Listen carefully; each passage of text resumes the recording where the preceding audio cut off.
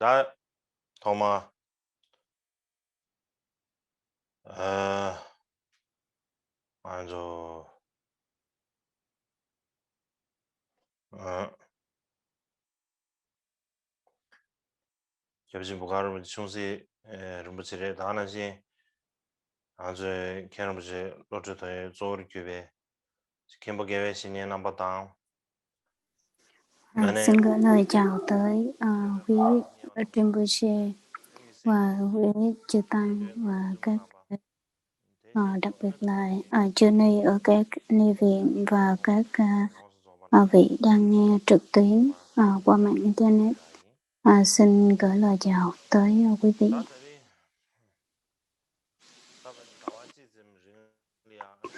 Hôm nay là ngày cũng đã tròn 1 tháng mình bắt đầu học về cái tiểu sử cuộc đời giải thoát của ngài Mikitochi đời thứ 8, Kamala thứ 8 Mikitochi. Hôm nay dường như là ngày cuối mà mình sẽ kết thúc cái chương trình học của thạnh này. Có những lúc tôi tưởng rằng tôi sẽ không có nói hết cái ý và cũng không có nói được, bởi vì mình thấy rằng mỗi lần pháp hội hay thuyết pháp gì thì rất là khó khăn, và cái việc nghiên cứu cũng như này kia thì rất là khó. Và cái việc thuyết pháp giống như trong cuộc đời của tôi thì dường như nếu mà 1 tháng liên tục thì chắc có lẽ đây là lần đầu tiên mà nói thuyết pháp tới hôm nay. Nhưng mà nhân cái cơ hội của dịch bệnh mình không có được đi đâu nhiều, nên là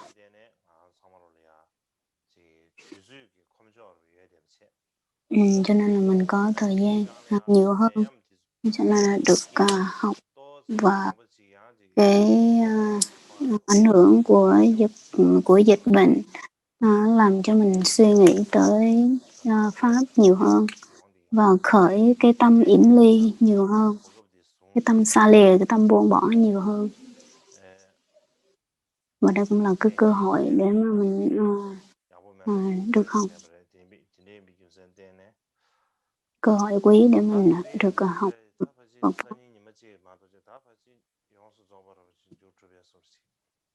Ngày mai là còn ngày nữa là ngày viên mãn luôn. Trong lịch trình của mình thì 21 ngày, nhưng mà bị lỡ mất 1 ngày là nhưng mà hôm trước thì hôm qua thì cũng nghĩ rằng là có thể rằng là mình sẽ tiếp tục thêm 1 ngày nữa cho tròn 21 ngày theo lịch trình luôn, nhưng mà hình như cơ thể cũng không có được khỏe lắm, cho nên là cũng không có ráng sức làm gì. Và bác sĩ nói rằng là nên được nghỉ ngơi nhiều hơn. Theo tôi thì tôi cố gắng giống như muốn dạy tiếp, nhưng mà nếu như mà cố gắng hoặc là cố gắng dạy thêm thì có thể sẽ đi tới bệnh viện hay này kia cũng hơi cực.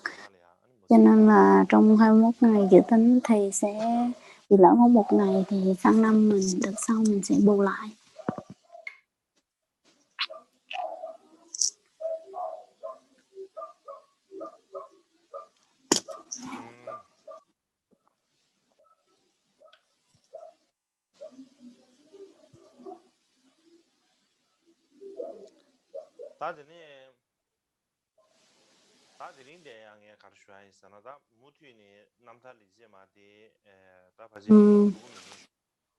Hôm nay thì tôi không dự định sẽ tiếp tục những thiền hiệp cuộc đời của ngài, bởi vì là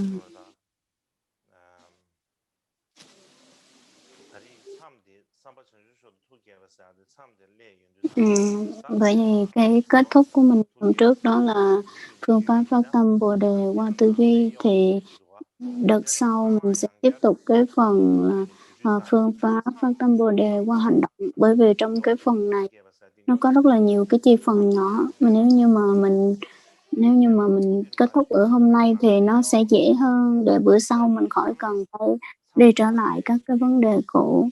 Nếu như mà mình tiếp tục về cái phần hành động, phương pháp phát tâm Bồ Đề qua hành động tiếp tục thì sau này khi mà mình tiếp tục thì nó sẽ có là mình phải nói lại cái phần trước và phải cho tiếp tục để cho cái sự liên kết nó được mạch lại.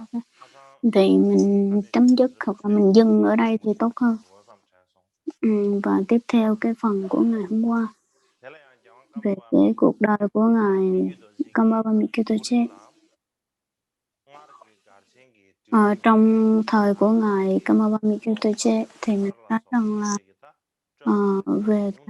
về các cái tới cái đời của ngài thì ngài đã giảm thiểu đi rất là nhiều các buổi lễ của Tết hoặc là các cái vùng ngài rất là nhiều người mời ngài đến vùng Âm Đô và Khâm nhưng ngài cũng đi và ngài và tới vùng Ulsan so với cái vùng Khâm thì Ulsan cái vùng Ulsan thì không có được dân chúng không có được tín tâm Phật pháp lắm.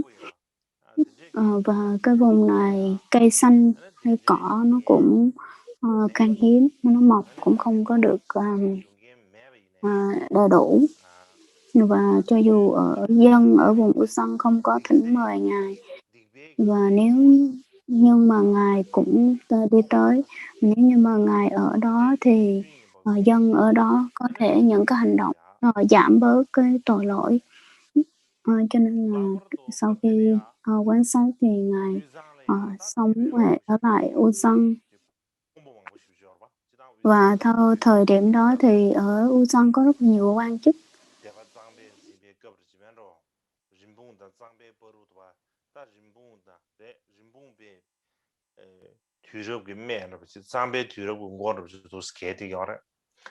Và đây là nằm trong cái giai đoạn của Rinpoche, giai đoạn của Rinpoche và Sangbe là hai cái thế lực quyền lực quan chức ấy.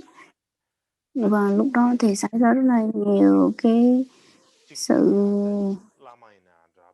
sự tranh chấp hoặc là cái sự đối kỵ lẫn nhau rất là nhiều, từ phương diện Phật pháp cho tới quan chức chính trị đều xảy ra những cái tranh chấp.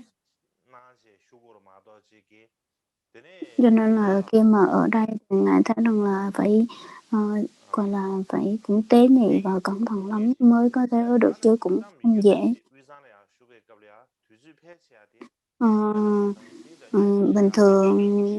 Bình thường ngài ở cái vùng Ulsan thì ngài cũng không tới khu phố hoặc là nơi đông người, không có ở đó mà ngài ở cái vùng vắng vẻ và vắng vẻ. Cho nên là các cái vị mà quyền chức quan chức thì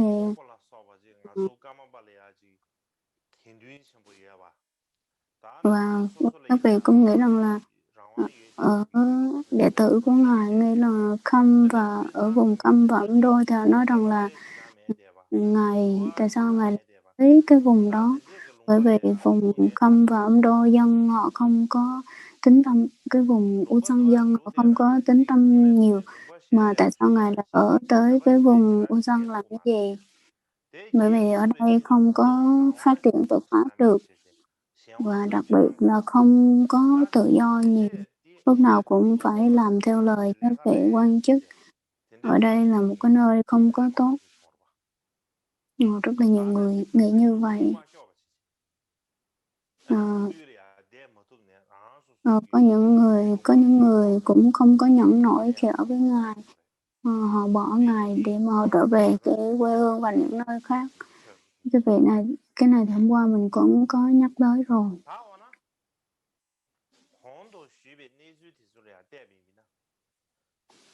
Khi mà mình nghĩ tới những cái lý do phía đợt trước ấy, thì mình thấy rằng là ngài là một người rất là kiên định trong cái tư tưởng chính kiến. Và ngài không có nghe bất cứ một người nào hết. Ngài tự làm theo cái ý của mình, theo cái nguyện của mình. Và cái suy nghĩ của ngài như thế nào, ngài để làm như vậy.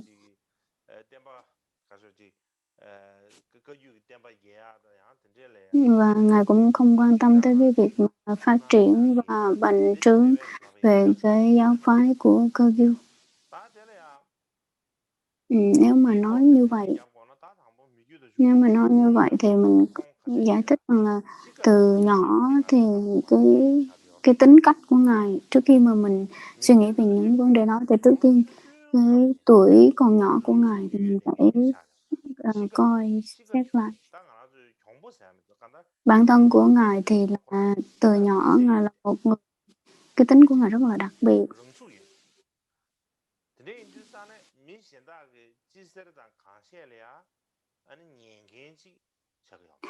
Cho nên là Ngài rất là đặc biệt, cho nên là Ngài cũng không có nghe lời bất cứ một cái vị nào đặc biệt ở trong đó, cũng ở ngoài nói thì Ngài không có nghe. Và cái Ngài cũng không nghe lời cái vị vua của thời Minh luôn. Và cái vị quản lý ở tu viện, vị quản lý tu viện cũng cố gắng đã gọi là tìm mọi phương pháp để đưa Ngài tới Trung Quốc, nhưng mà Ngài vẫn không làm. Cũng giống như là Ngài đạo sư của vị thầy của Ngài là Văn Kiêu Nhiên Ba, Ngài cũng không có nghe lời hoàn toàn, nhưng mà ngài Sang Kiêu Nhiên Ba thì biết được rằng cái ý của ngài Chủ tịch, cho nên là cũng không có áp đặt hay là cũng không có làm bất cứ một cái gì để mà áp đặt vô cho ngài hết, bởi vì ngài biết được cái mối liên hệ giữa thầy và trò.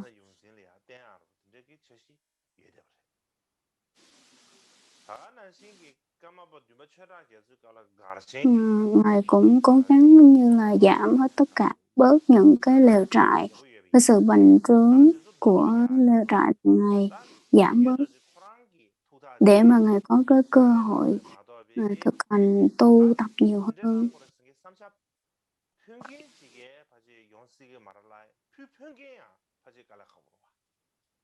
Cho nên là cái việc mà giảm thiểu là dẹp là thu nhỏ cái hệ thống lều trại thì mình thấy là cũng không có ai mà đưa thư thỉnh cái ý kiến này cho với Ngài. Mình thấy rất là cũng không thể. Cho nên là nếu trải qua đó thì mình thấy được là cái tính của Ngài là một người rất là độc lập, là cái tư tưởng rất là kiên định và có một điều rất là đặc biệt.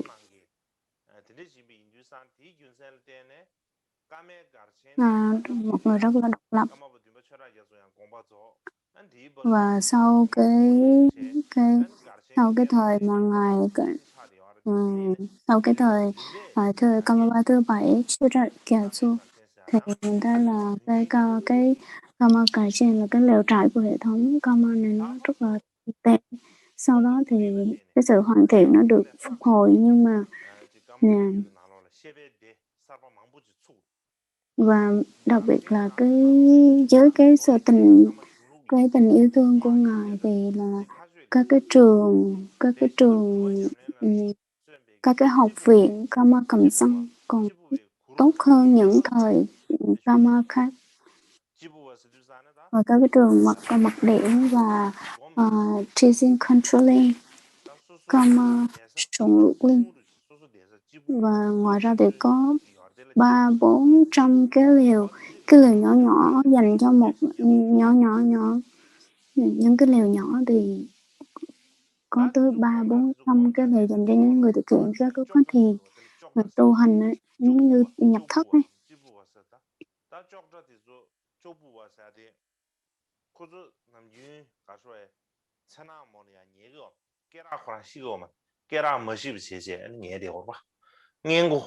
Có những người tu hành thì không có nằm xuống gối để mà ngủ luôn, mà cũng không có giống như không có cởi y phục ra để bớt ra để mà ngủ, nhưng mà vẫn ngồi giống như cái tư cách là ngồi theo tư thế thiền á, thiền định, thiền hành mà tu tập.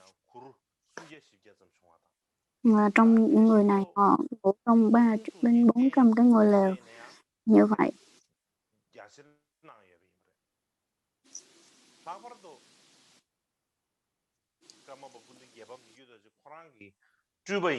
Đặc biệt là cái hóa thân của Ngài trong va thứ bảy, hóa thân của Ngài thứ bảy thì tới ngày thứ 8 sẽ có 2 vị và nói rằng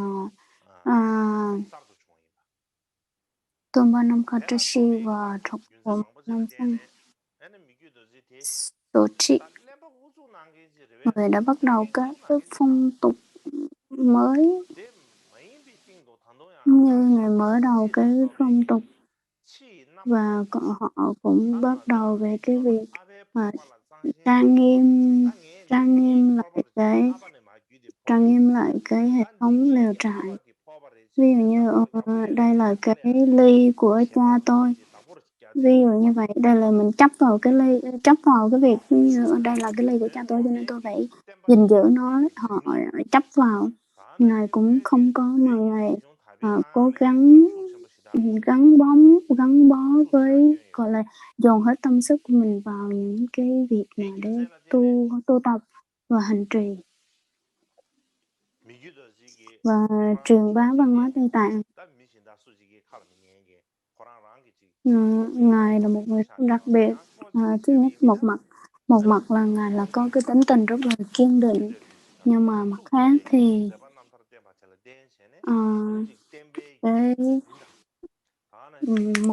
mặt khác thì nó thể hiện cái sự kiên định, cái tính cương trực của Ngài để mà có một cái đường lối riêng để phát triển Phật pháp cũng như giáo phái về một cái đường lối mới.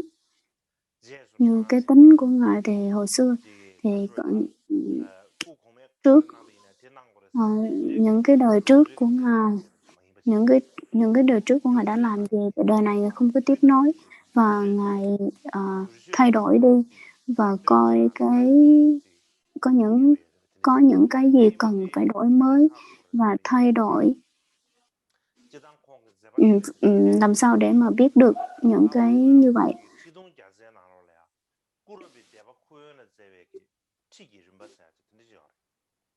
Trong một cái quyển sách,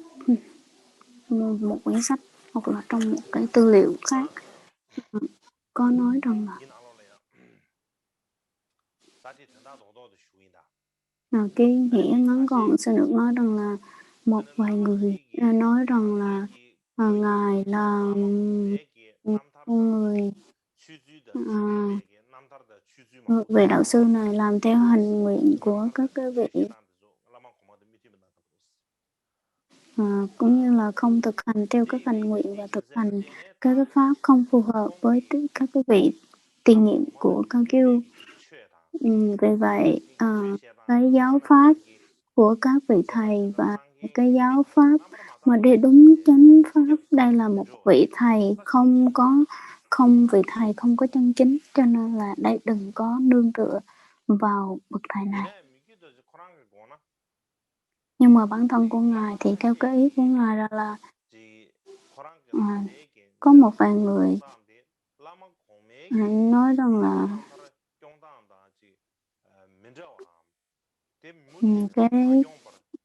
cái cách của Ngài không có tiếp bước về những cái đời Kamapa trước, là Ngài không có lỗi gì hết, Ngài không có bất cứ một cái gì sai cả, bởi vì Ngài nghĩ rằng là tất cả phải nương theo cái căn cơ trình độ của chúng sanh, cho nên là mình là những vị thầy nương tựa của họ, cho nên phải hiểu được rằng là cái căn cơ của chúng sanh nó phải có rất là nhiều căn cơ của chúng sanh, cho nên là phải có những cái cách thực hành khác nhau. Cho nên là so với cái thời này, so với Bi Trí Dũng thì mình thấy bắt buộc phải coi cái căn cơ của chúng sanh để mà cho nên rằng là Ngài sinh ra ở cái cõi đời này, sinh ra cái cái thời này cũng phải coi tới căn cơ của chúng sanh, chứ không phải lúc nào cũng phải theo lời của bậc thầy hết, mà các vị thầy sinh ra là để hóa độ chúng sanh, là để thâu nhiếp chúng sanh, cho nên là phải coi theo căn cơ và theo thời, chứ không phải là các vị trước đó đã làm cái gì mà đời này mình phải làm y chang vậy đâu. Ngài nói như vậy. Sau đó, dựa trên những cái mà Ngài nói thì mình thấy rằng là Ngài không có đi theo cái đường lối cũ của các vị trước đã đi. Đặc biệt là đối với Ngài Thông Dòng Cơ Chu, cũng nói nặng Ngài rất là nhiều, bởi vì là cái tư tưởng của Ngài không có giống với những cái vị Kamapati nhiệm. Gọi là đánh giá và nhưng nó nói không tốt về Ngài rất là nhiều. Giống như Ngài thứ ba, Ngài Kamapa thứ ba rằng tôi thứ bảy nói về cái tư tưởng tánh không Uma Hành Tông đó.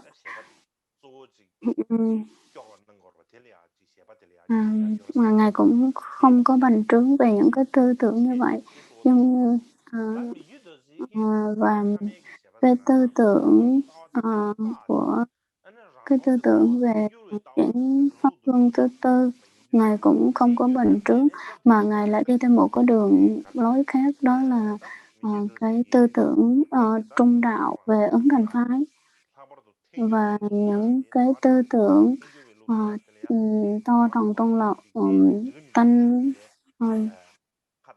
tư tưởng tánh không Shin Tung, và tư tưởng của Ngài đòi xuất đất Ngài Pháp xứng, như về cái tư tưởng ấn thành phái. Ngài gọi là đi theo những cái con đường như vậy, thì các quý vị ở trong cùng hệ thống họ không có chịu.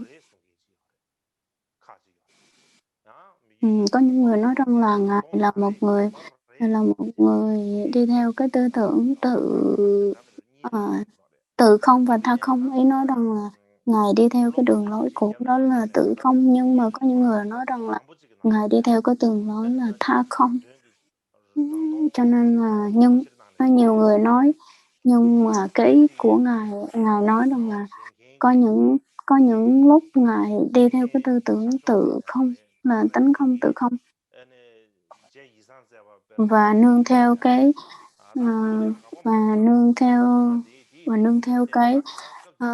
cái căn cơ của chúng sanh, tùy theo cái người học mà Ngài nói về tha không.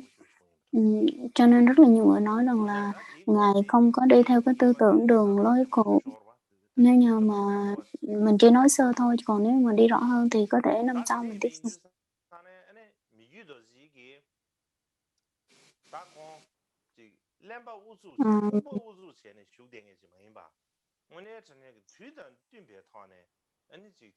Cho nên là Ngài là một người rất là có cái tấm lòng để mà giáo hóa chúng sanh và lo lắng cho tất cả mọi người những cái phương pháp thực hành, và cái làm sao để mà thể hiện tình yêu thương cho chúng sanh, nhưng mà Ngài không có bành trướng về cái cờ trên là cái lều trại lớn. Ngài cũng không có làm cho bành trướng những cái vật chất, nhưng mà lo về cái việc học thức, cũng giống như lo về cái việc học hành và triển dương về cái giáo pháp đối với các cái tu viện và các cái học viện. Như hôm nay tôi muốn gọi là một trong những cái vấn đề khác, đó là nói về cuộc đời của Ngài Chư Tự Che, nhưng mà về một cái phong cách Kamakari, là nói giải thích là Kamakari nghĩa là vẽ bức tranh về Kamakari á, mà tôi cũng không có thời gian nhiều. Bức tranh về cái lều trại, Tôi thì không có thời gian, chỉ có một ngày chuẩn bị thôi, nên tôi không có thời gian nhiều để chuẩn bị. Mà hôm nay mình cứ nói sơ thôi, còn cái phần mà đi sâu thì năm sau mình sẽ học.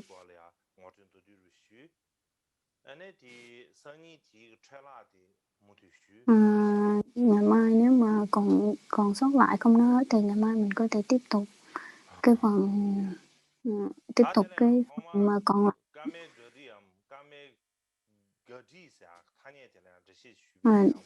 Cái Kamakari bằng gari có nghĩa là bức tranh lều trại hoặc là cái sự vẽ viết về lều trại, cho nên là tiếng Tây Tạng thì mình nói rằng là gari hay là gari, thì rằng là có những người biết là gari, mà tôi thì tôi thích về cái việc gari. Gari là bức tranh lều trại, còn nếu như mà nói từ viết cái từ mà gari thì là nó có vẻ viết về lều trại, nó như viết thư pháp hoặc là viết cái gì đó, viết về lều trại, nó sẽ có cái hai nghĩa, nó sẽ dễ làm cho người ta hiểu lầm.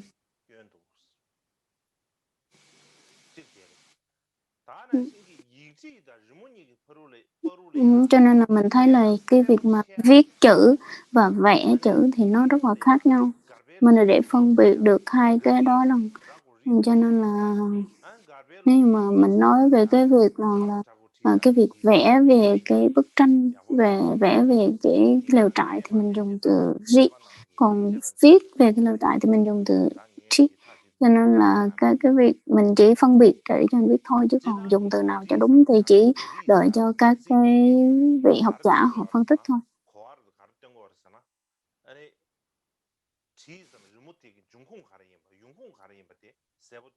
Cho nên là cái chữ mà cái vẽ tranh, cái bức tranh này thì mình biết nó bắt nguồn từ đâu. Ở cái phần giống như là ngài Kamayapse, và trước đó thì các cái vị đó như vị nào đã bắt đầu, và sau đó thì có những vị tiếp tục, và những bắt đầu từ hai theo tiếp tục viết về những cái bức tranh, cho nên là được cái sự ủng hộ hỗ trợ đắc lực của ngài mà nó có cái tên thành là bức tranh về lều trại luôn, chứ hồi trước đó là đã có rồi, cho nên là nó có cái sự liên hệ rất là đặc biệt so với cái lều trại. Cái lịch sử mà vẽ tranh của Tây Tạng nó có sự liên kết đặc biệt về cái bức tranh lều trại.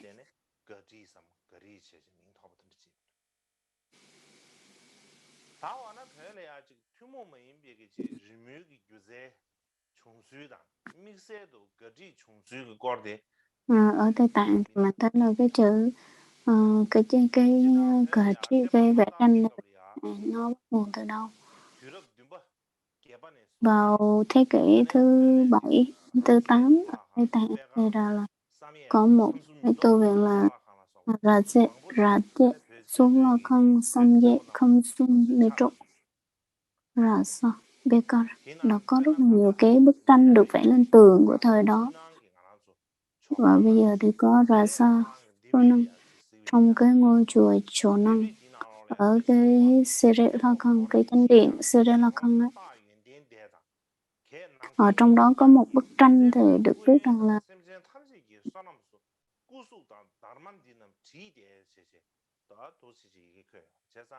trong đó có viết vài chữ ở đó,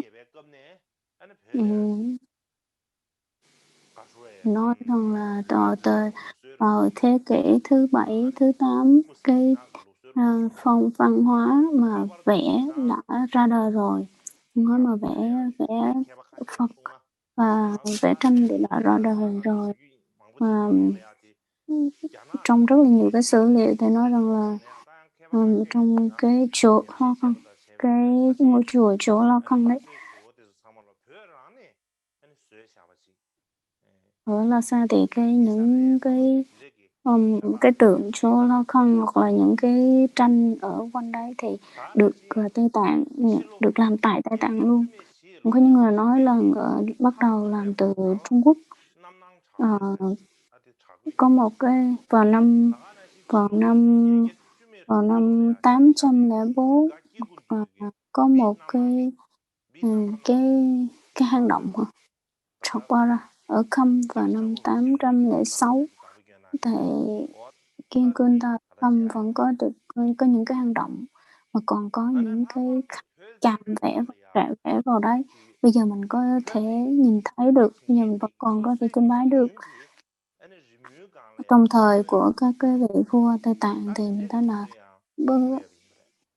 các cái vị mà để khắc chạm và vẽ vào các cái bức tranh hoặc là thì mình thấy rằng là vẫn có bằng chứng là trong cái hang động Tu Hu và nhà sư tên là Pi Yang, ông đã vẽ vào một cái Phật, vẽ một bức Phật Dược Sư, Phật Dược Sư và Phật Quán Thế Âm Bồ Tát, Quán Thế Âm, Thiên Thủ Thiên Nhãn. Trong hiện tại thì bức tranh này được dùng ở British Museum là kho bảo tàng được ở Anh, được bảo tàng ở Anh. Trong này có viết trong cái bức tranh đó được vẽ trên lụa đó được viết rằng là được Pe Yang cống hiến làm dịch vụ, cái cống hiến cho cái công trình và đã vẽ Đức Phật Dược Sư, Phật Vô Hiền và Văn Thù như Quán Thế Âm, Thiên Thủ Thiên Nhãn và một vài lời hồi hướng vào đấy. Nhưng mà tính vào năm một vị vua tên là Lô Chiên Rình Sen Sòng Vua,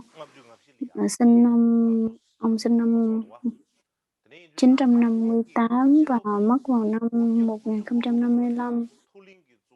Vào năm 996 ở các cái đại điện Sulakhan, Toklin Sulakhan, Khorichan Sulakhan, Yama Sulakhan, Toba Sulakhan. Mình vẫn còn có thể thấy được những bức tranh mà được vẽ ở trên cái tường ở đó và những cái hang động như là hang Kunka, hang Sanko, là hang Wachin.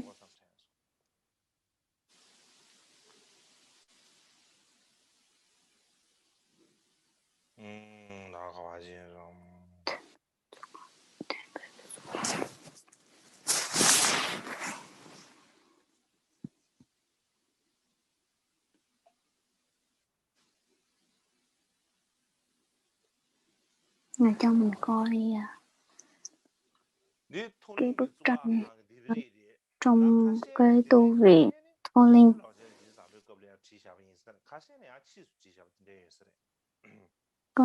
Có một vài điểm là Hội đã vẽ trước đó và có một vài điểm là được thêm vào sau này. Vào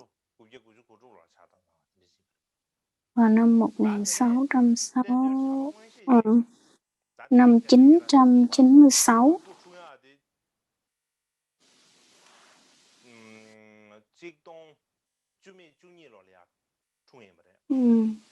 và cái vị mà vẽ này là vị sinh vào năm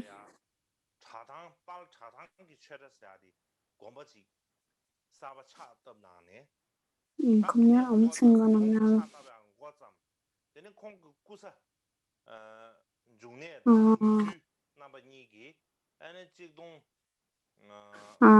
Vào năm 1093 là ông cùng với hai người tên là Trùng Ne và Xuất Xuân hoàn thành cái bức tranh này. Và hiện tại thì mình vẫn còn thấy những cái bức tranh như vậy. Tôi sẽ cho quý vị coi. Đây là cái tranh nó như thế này. Đây là tranh vào thế kỷ thứ 11. Vào thế kỷ thứ 12, cuối thế kỷ thứ 12, Ngài Kamapa thứ nhất Thủ Dung Khenpa Ngài ra đời và sau đó vào cuối của Ngài, cuối đời Ngài, thì ở đó có một vị đó, Puralachin là cái vị mà vẽ tranh rất là nổi tiếng. Ông là một người chuyên gia vẽ.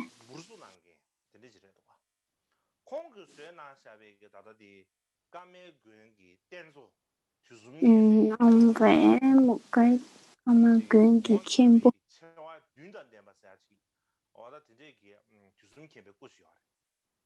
Có một ông làm một cái bức tranh, bức tượng của ngài Tử Xuân Khenpa rất là đặc biệt. Ông là một người làm tượng nhưng mà sau này ông vẽ tranh.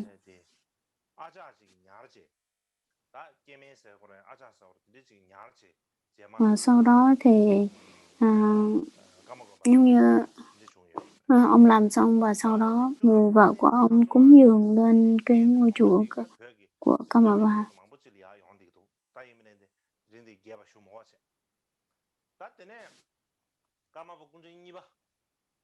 Và vào đời ngày thứ hai, Kamapa thứ hai, Kamapa Sư năm 1963, số 3, số 4 thì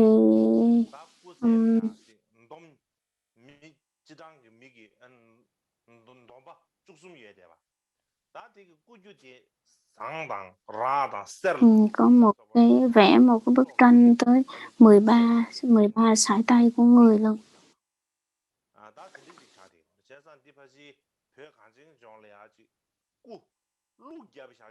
Cho mình thấy là sau vào cái đời này thì mình thấy là đây là cái bức tranh mà dài nhất và lớn nhất ở Tây Tạng. Và cũng không có người nào phá hủy được cái tượng này hết, bởi vì nó rất là cứng.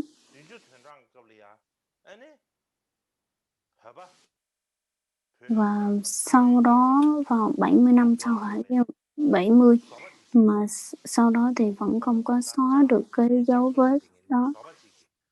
Và có một cái vị, sau đó có một vị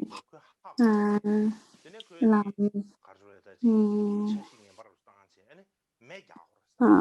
họ đốt ông, có những người họ vỡ ra những tư tưởng xấu, nó phá hoại đó, họ đốt đi, nghĩ là họ đốt là nó sẽ hư hoại. Và ông dùng cái phương pháp gì đó, ông đốt lửa thì nó nổ tung ra, là sau đó bị phá hủy.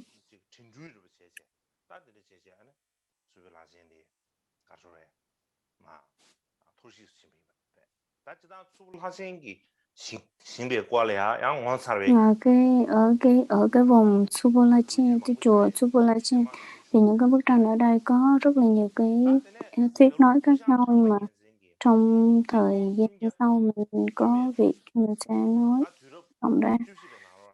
Ngày Salusekhon thì vào năm vào thời đại ở tại Salusekhon vào năm 1306, ở đây vẫn còn rất là nhiều bức tranh. Tôi sẽ cho quý vị coi. Và trong thế kỷ thứ 14, năm 1370 cho tới 1425,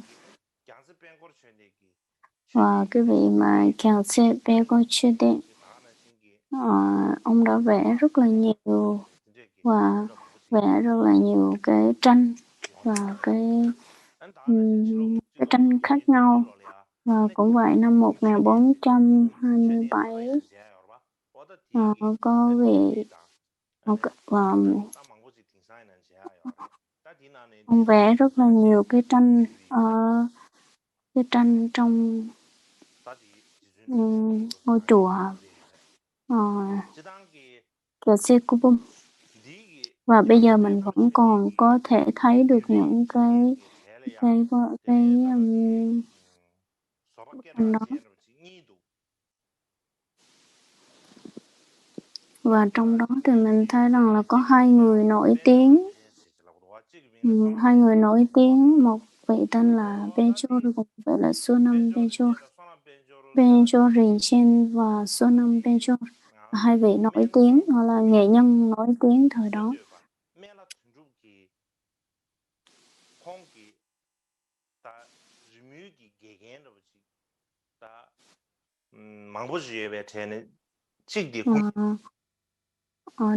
Trong những cái vị thầy về điêu khắc hoặc là nghệ thuật trắng thì chỉ có hai vị này là giỏi, là ngay chọn ra hai vị này giỏi nhất. Ngài Mela Trúc, ông có viết một cái bộ luận và nói rằng là trước đó ông đã có những vị thầy như thế nào và nương tựa những cái vị thầy học như từ những vị thầy này việc vẽ tranh như thế nào. Nói tóm lại thì từ cái thế kỷ thứ 15 trở về trước thì đa số những cái hình ảnh, đa số những cái việc mà vẽ người ta được ảnh hưởng từ Trung Quốc và Nepal rất là nhiều. Nhưng mà về cái việc vẽ Tây Tạng thì nó được gọi là được khởi nguồn từ đâu? Cũng như là ở Kiệt Thăng có vị Kiệt Ngôn, Ngài sinh vào năm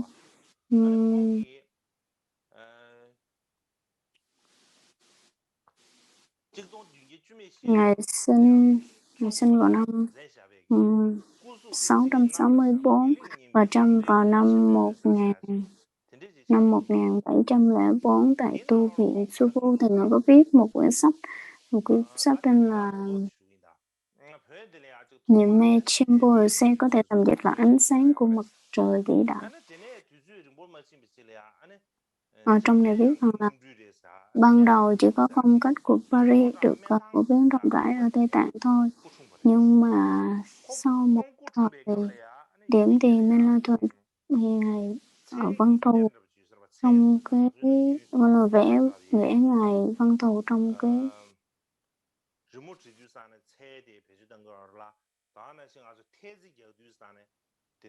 và giống như ở trong bức tranh này, trong cái quyển sách này diễn tả rằng là tìm kiếm ra được một số cái màu để mà vẽ đó, thì sau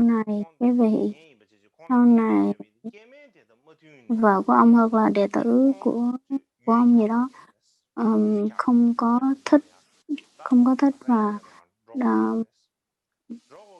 không thích cái vùng đó cho nên chuyển chỗ ở đó. Sau đó thì đến cái vùng Sân và tới đó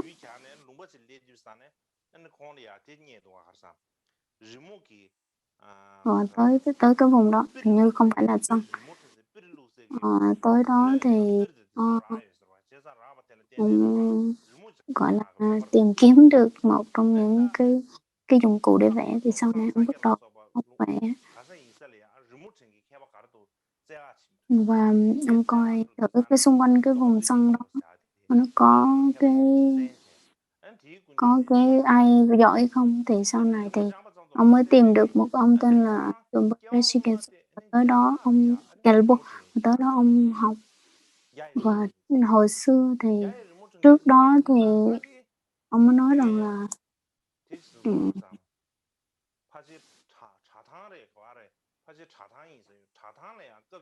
có một cái bức tranh ở Tràng An và có một cái bức tranh nói về biển đó, một cái bức tranh rộng bự nói về biển, và ông nhìn vào bức tranh đó thì là ông nhớ lại cái kiếp trước của mình là một cái vị vẽ, một vị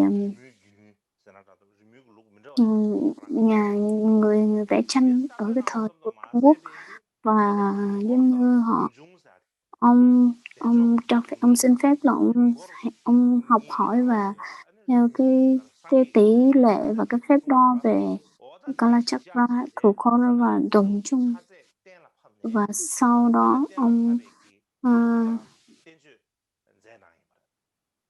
sau đó ông mới viết cái bộ luận như vậy.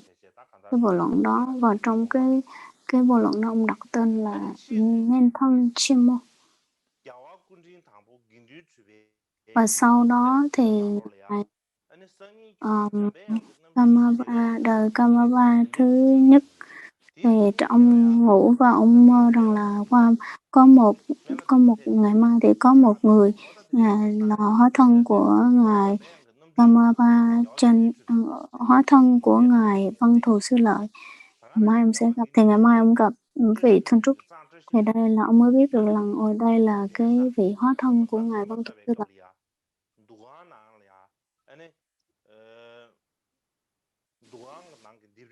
Và trong cái vùng rồi trong cái ngôi cái tục khăn là cái chánh điện đó ông vẽ tới 16 vị đại hình dáng và vẽ rất là nhiều trong đó, nhưng mà bây giờ thì cái chỗ đó nó không có rõ ràng lắm, nó đen và nó biến đổi cái màu hết rồi. Nhìn kỹ thì mình mới thấy có những cái hình dáng thôi, chứ còn bây giờ thì không có thấy nữa.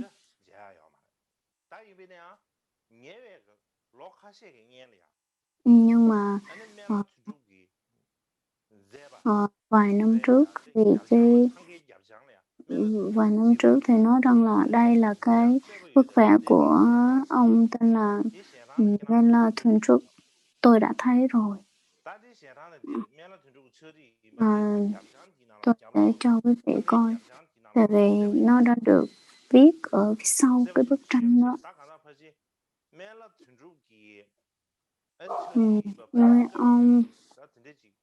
Cho nên là qua cái tư liệu này thì mình thấy rằng là đây là cái tranh mà ông vẽ, thì mình cũng không có cái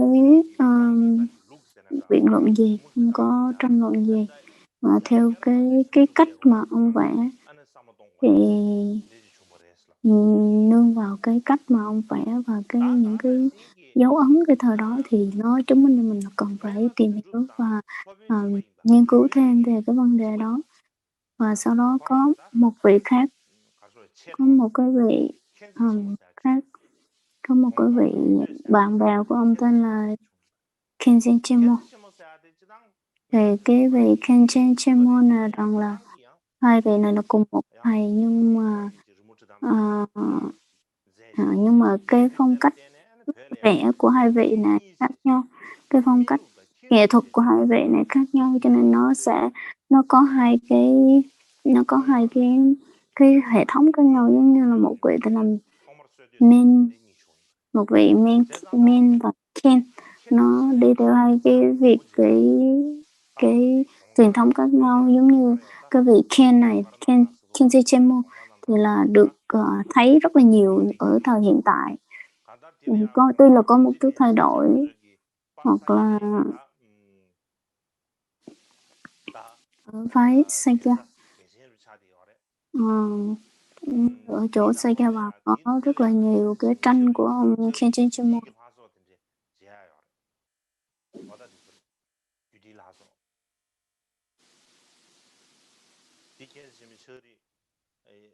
공가 도시대네야 디브리 슈디야 켄스미 처리디 주샤디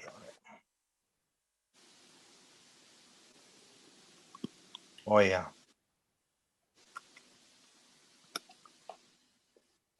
아단도 리모치 예르디 샤 제샤 대야 미세르지 예디 선이 제비슈 쇼시 완라 다 전에 민룩의 kinlu cái hình thì cái bức tranh thì quên mất rồi, cái gì ngày mai sẽ cho con. Và ngoài hai cái truyền thống thì có một vị tên là Chubuchu. Vị này họ rất là thích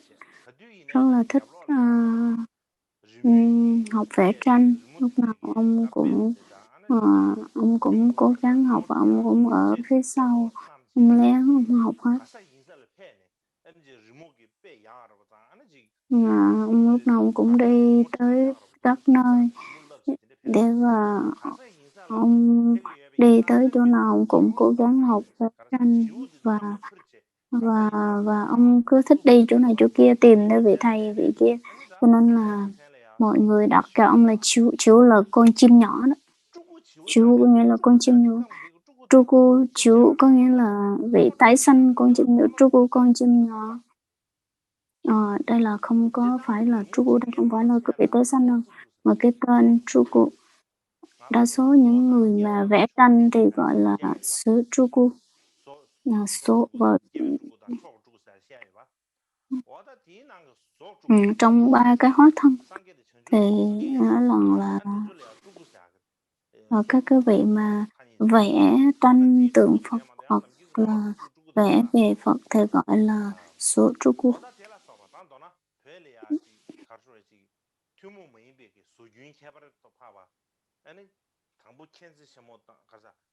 Ở đây thì mình thấy là ở Tây Tạng thì có hai truyền thống là Men Lúc, Khen Lúc, rồi sau đó thì có cái vị là Truku chú.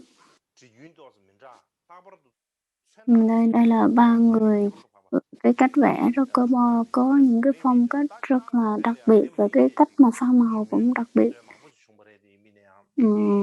Ngoài ra thì có rất là nhiều cái vị vẽ tranh khác nhau, họa sĩ khác nhau, nhưng mà không có đặc sắc bằng ba vị này.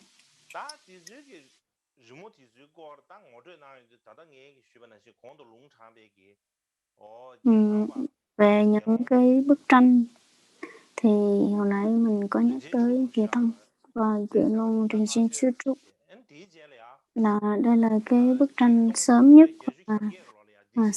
hoặc là sau 1668 thì cũng có nhiều người họ vẽ tiếp, và tiếp theo là năm 1667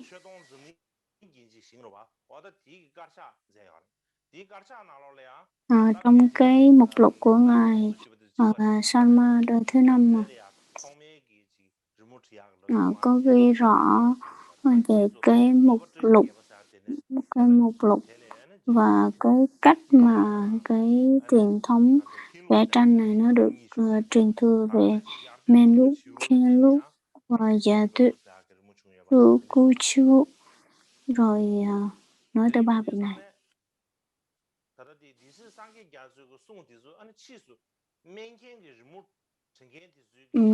Sau cái thời mà thị sĩ Sangye Gyatso, ông này tiếp bước cái Khen Lúc, Men Lúc, và ông dường như không nhắc tới cái việc là vẽ về cái tranh về lều trại, ông hoàn toàn không có nhắc đến. Không biết vì lý do gì, nhưng mà có thể là vào cái thời đó cái luật lệ nó rất là nghiêm khắc, cho nên là không có được vẽ về cái tranh lều trại. Có thể là như vậy, cho nên bị cấm cản hoặc ngăn cản không cho. Sau đó thì năm 1773, sau đó thì ở cái vùng có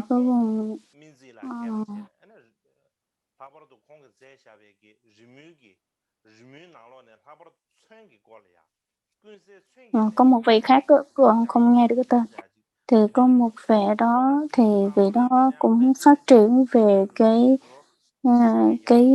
bức tranh, cái tranh của ông Sangye Gyatso luôn, hoặc là vào 1716 cũng vẽ thì rất nhiều cái bức tranh khác nhau.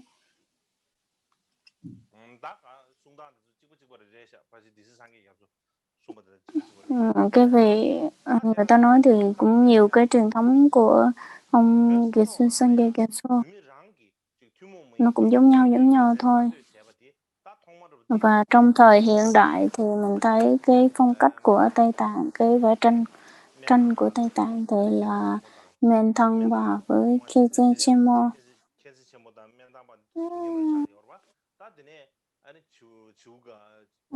Theo thứ tự là Men Thăng Bà với Khyentse Bà. và sau đó là cái vị Tru Chi Vụ mình theo thứ tự.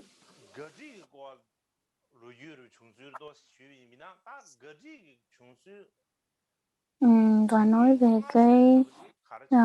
cái bức tranh về lều trại thì cái bước đầu tiên là cái đầu tiên sớm nhất là ai vẽ là vài năm trước tôi có nhận được một cái văn bản cái văn bản là ánh sáng mặt trời vĩ đại đó.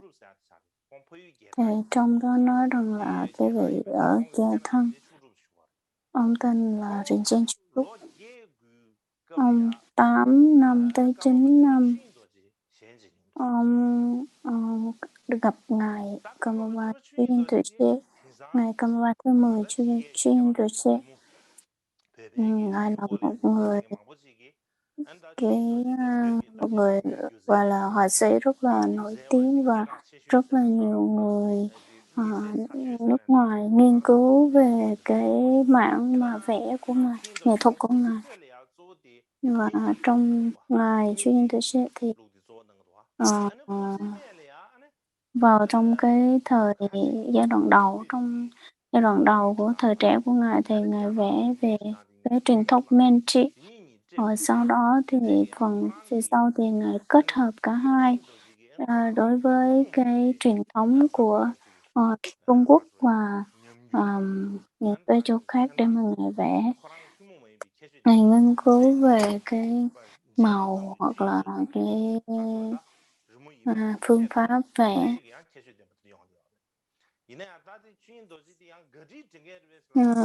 Ngài chuyên tự chế, ngài Kama thứ 10 chuyên tự chế, ngài có vẽ về cái tranh lều trại hay không? Điều này thì mình sẽ nhắc tới. Hôm nay mình sẽ không có nói. Thì trong 8-9 năm ông gặp ngài Kama thứ 10 chuyên tự chế thì đây là ông có vẽ một vài bức tranh của Đức Phật và sau đó ngài gia trì vào tranh của ông và ngài nói rằng là trong tương lai sẽ có rất là nhiều người dạy học và ông trở thành một người nổi tiếng. Và sau đó thì có cái vị tên là Nobu Songpo nói với ngài rằng là cái cách vẽ và cái về cái tranh lều nó rất là khó khăn, cho nên sau đó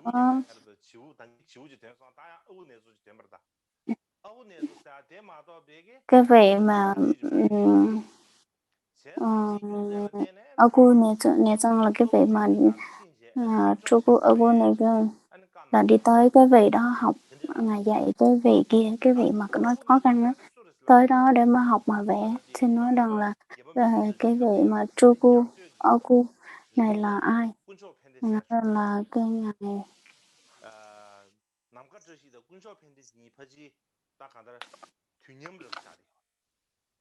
đây là cái thời là một thời của ngài Kamaba đời Quân Sốc Trajan hoặc là đệ tử và thị giả của ngài Dharma luôn. Cái tên chính thức của ông tên là Thuypa. Ông là một người rất là đặc biệt. Ông là một người rất đặc biệt. Ông nhớ tới 7 kiếp của mình, vẽ tranh của mình, biết làm 7 kiếp làm họa sĩ. Đặc biệt là ngài Dharma đời thứ 5. Mình nói rằng ngài là một con gọi là ngài giống như là mỗi năm mỗi ngày ngài đều ở gần bên ông, đều ở gần cái ông ngài Trú Cu, cho nên là cái việc mà học vẽ đều bị ảnh hưởng từ ngài, cho nên là cái ngài mà trên Sutruk thì cái vị Trú Cu Ogu này tới 71 tuổi rồi. Cho nên là cái việc mà tự túc cho bản thân thì cũng hơi khó, cho nên là cái vị này mới gọi là thỉnh thoảng cũng phục vụ và bắt đầu học vẽ từ ngài, học tới 9 tháng. và sau đó thì ngài 71 tuổi này tịch.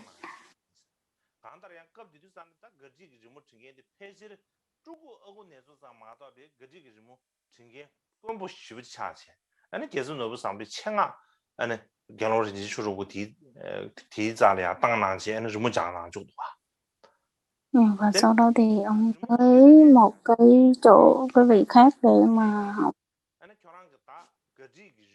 Và có một cái vị khác, cái vị bạn Pháp của ông á, bạn bè của ông á, nói rằng là ờ, ông phải ông phải viết hoặc là vẽ về một về về một cái tác phẩm gì đó.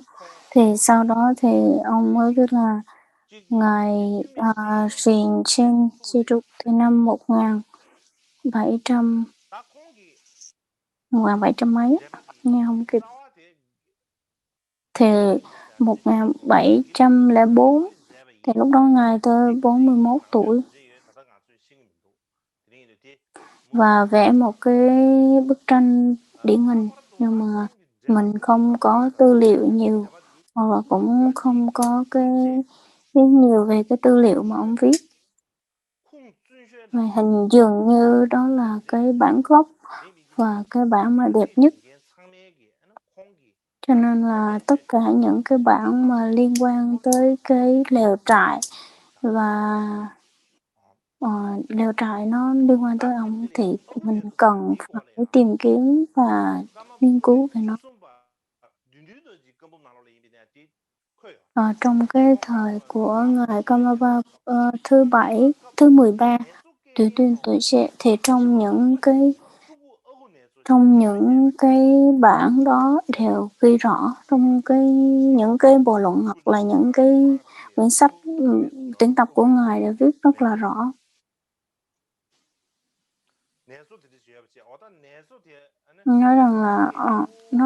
Nói về cái người tên là Neso, nghĩa là con vẹt á. Ý nói là ông có một cái giọng rất là hay và sau đó ông trở thành một tu sĩ và ông trở thành một người họa sĩ vẽ tranh, cho nên đặt ông một cái tên là Chuku Anu. Chuku Awonecho.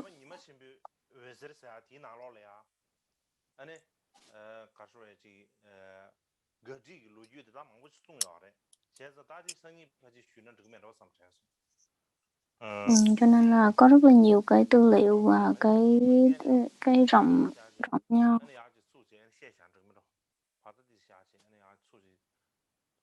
Bây giờ mình giải lao và sau đó mình sẽ tiếp tục và sẽ nói rộng hơn. Hola so, ta ba ji gali gali ngo zu ji xu xiang yang man zhuo. Ta da ngi di nang di nang ji nghe nói đi xiang.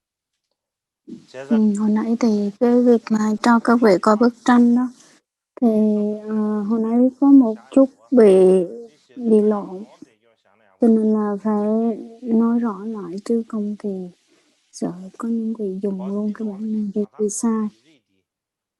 Hồi nãy thì đưa cái tranh bị sai. Trà Tăng, cái chùa tu viện Trà Tăng. Đây là cái bản đúng, cái bức tranh đúng, còn hồi nãy là cái bức tranh nó bị sai.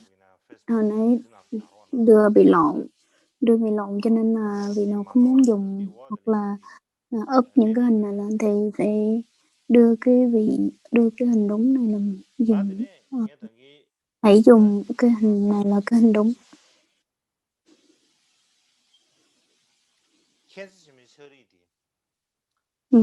Kensei Chimo, cái vị Kensei Chimo đó vẽ cái tranh này nè.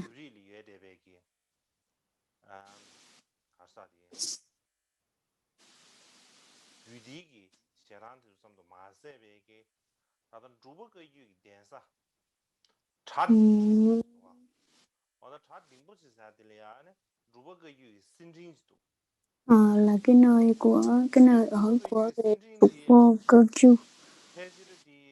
Bên cạnh đó là Ti.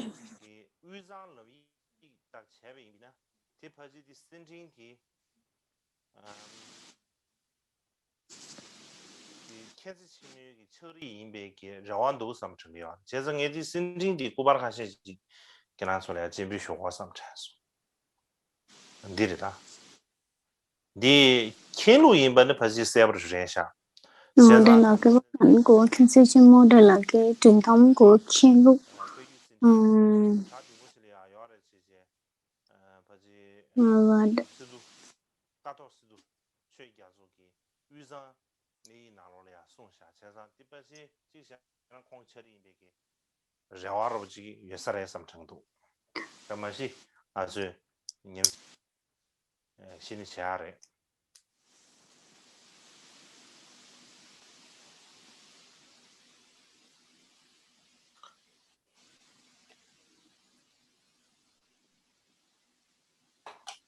다 today 인도에서 다 공도 개론人间主角말이야. 어다 공기 더더디 저번이만 신비에서 사디나로래 가르송어서나 다랑 Gelung Rinchen, Gelung Rinchen trong cái quyển sách Ánh sáng mặt trời với đại diện của mình, nó viết rằng là cái nói viết gọi là viết về cái tiểu sử của cái việc mà vẽ đó. Garchik là cái tranh lều trại, thì trong đó nói rằng là Chuku Namkatashi là người mà vẽ bắt đầu vẽ. Ông sinh ra ở Già Tuệ, và lúc ông còn nhỏ thì ông được lúc khi mà ông còn nhỏ thì ngài Nhị Kiêu Thủy Sẽ mới nói rằng là đây là hóa thân của tôi.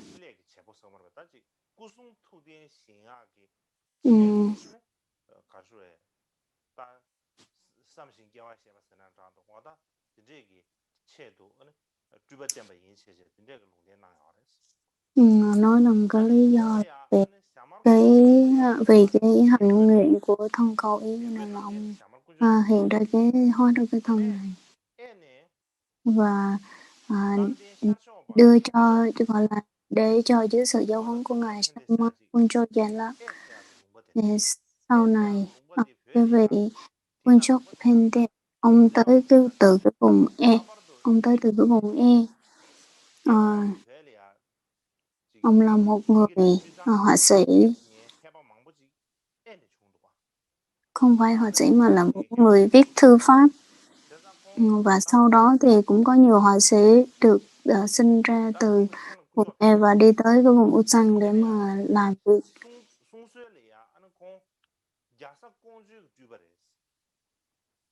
Và người ta nói rằng là ông tên là Gyamosa Kunjo, là hóa thân của cái vị mà Kunjo này nè.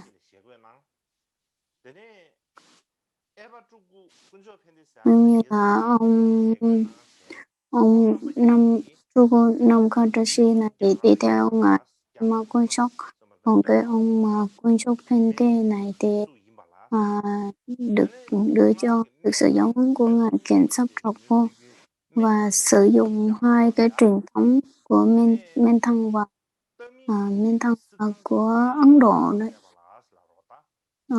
giống như là làm cái cơ sở để vẽ và cái cơ sở để mà hoa màu và cái phong cách vẽ, và cái dưới cái hoàng đế Vĩnh Lạc, đế thời nhà Minh ấy, đã phát triển cái phong cách nghệ thuật được gọi là Gari, và sau đó thì được phát triển rộng rãi ra. Một mặt là giữ ở Tây Tạng, cũng như là Kavala, cũng như ở Tiền Sơ Sung, còn bây giờ cũng còn cái khác thì được đem về Trung Quốc.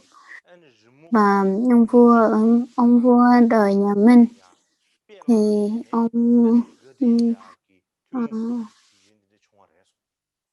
ông phát triển cái phong cách nghệ thuật.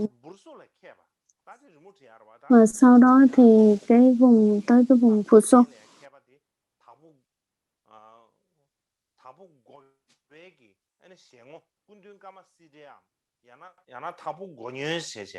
다 진짜 양배 남수 휘도 중앙 진짜 중앙이 bare 대인의 까마베 제법 미규도 지 그런 게 뚜버 인식이 Ngài Kamawa cũng có một cái vị khác là Phua, thì cũng nói rằng là đây là hóa thân của ngài Kamawa Thư Tán Mikyu Tushi. Sau này cái vụ Bùa Sư Rìn Chen thì cũng phát triển rất là nhiều về cái việc vẽ tranh Gothic.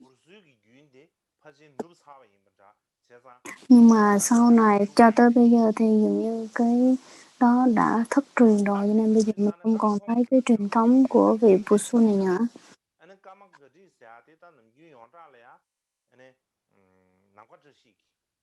Mình thấy hiện tại thì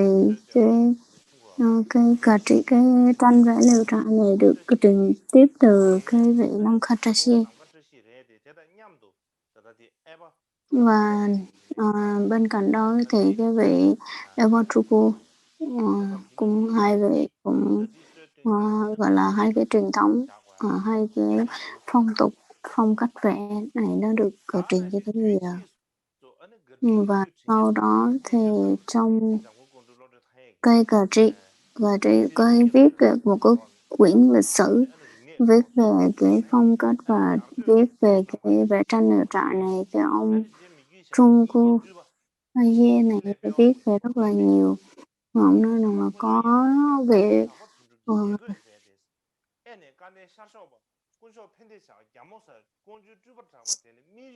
nói về cái việc mà có hai vị vẽ rất là nổi tiếng về Men Lúc và Khiên Lúc nè. Mà nói về tiểu sử của cái việc mà vẽ cái tranh lều trại. Đây là một cái sử liệu, rất là một tư liệu. Cái này thì nó rõ hơn cái dữ liệu đợt trước, cái dữ liệu trước. Và cái tiếp bước đó là ông Nam Tracy. Nhưng mà so với cái vị hồi trước, so với cái tư liệu trước thì nó ghi rõ ràng hơn về cái nơi sinh và cái địa điểm và cái cách mà ông này vẽ. Ngày mai mình sẽ nói tới cái việc mà ông Nam Tracy và cái vị Chu này vẽ như thế nào. Mình sẽ giới thiệu về nó. Hôm nay mình cũng không có thời gian nhiều.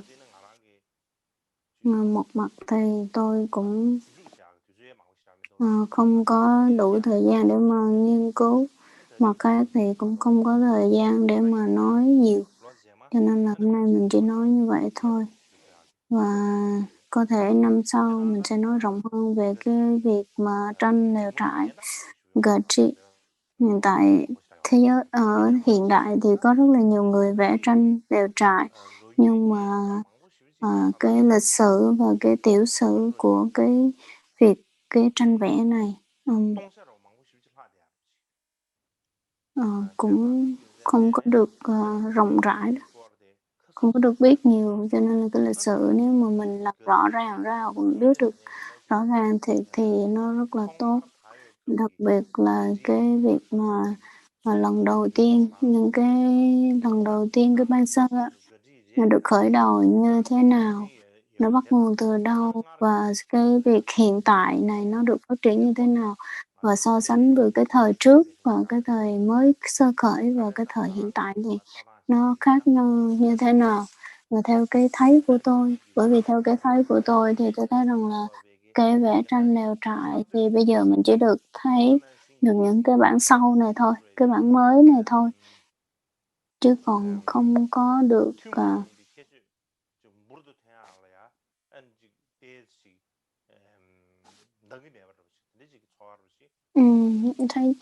chưa thấy được một bức tranh toàn diện, cho nên là mình thấy nó giống như bị thiếu một cái gì đó. Và sẽ giới thiệu về một vài bức tranh với ngài Kamawa Shintoshi. Hôm nay thì mình có nói một chút về ngài Kamawa đời thứ 10 Chujin Toshi. Tôi có một vài tư liệu của ngài thì và một vài bức tranh mà Ngài vẽ. Trong những cái quyển cái tư liệu mà tôi có thì đã nói rất là rõ và giới thiệu rõ. Tôi hy vọng là có thể nói ngày hôm nay, nhưng mà dường như hôm nay không có thời gian, cho nên là ngày mai sẽ nói tiếp. Và ngày mai mình cũng có cái phần cầu nguyện á, mình sẽ tụng cái phần nghi lễ cù súc như là cái viết về ngài Kamaba. Mình kêu tôi sẽ là cái bản viết của ngài luôn, về những cái bài ca chứng đạo. Chỉ tụng một bài trong số các bài ca đó thôi, chứ không có tụng nhiều.